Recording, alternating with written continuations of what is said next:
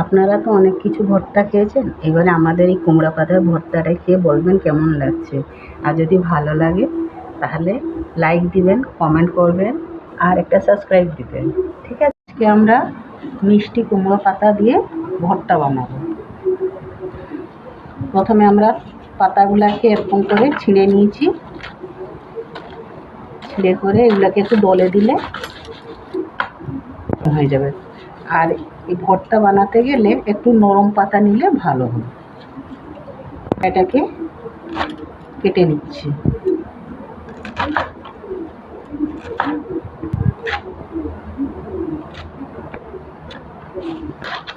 শাক, এবার শাকগুলো আমরা জলে দিয়ে ভালো করে ধুয়ে নিব।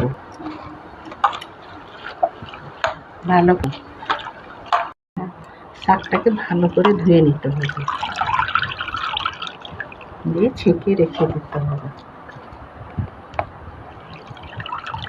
আজকে আমরা মিষ্টি কুমড়ো পাতার ভর্তা বানাবো। তার জন্য আমাদেরকে কুমড়ো পাতাটা কেটে সিদ্ধ করে বেটে রেখেছি। এখানে লঙ্কা গুঁড়া একটু লাগবে, হলুদ গুঁড়া, নুন, কাঁচা লঙ্কা, বড়ি ভাজা, আলু সিদ্ধ গ্রেট করা, এখানে পেঁয়াজ ভাজা, রসুন ভাজা, লঙ্কা ভাজা, তিল ভাজা, সাদা তিল ভেজে রেখেছি। এবারে আমরা উপকরণটা তৈরি করব। না, সব উপকরণ দিয়ে আমরা কুমড়ো পাতার ভর্তাটা তৈরি করব। এবারে কালো জিরা দিচ্ছি, দুটা কাঁচা লঙ্কা দিলাম। এবারে আমরা সে পাতাটা দিয়ে দিব।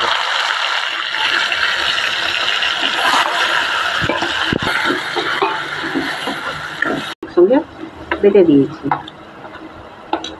এটা তার সঙ্গে মিশিয়ে দিলাম।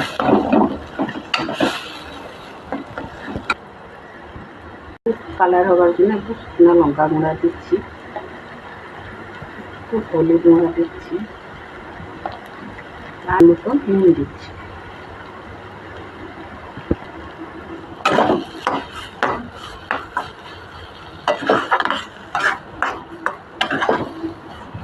গ্রেট করে যে আলুটা রেখেছিলাম ওটা দিয়ে দিলাম, স্বাদ হবে বলে।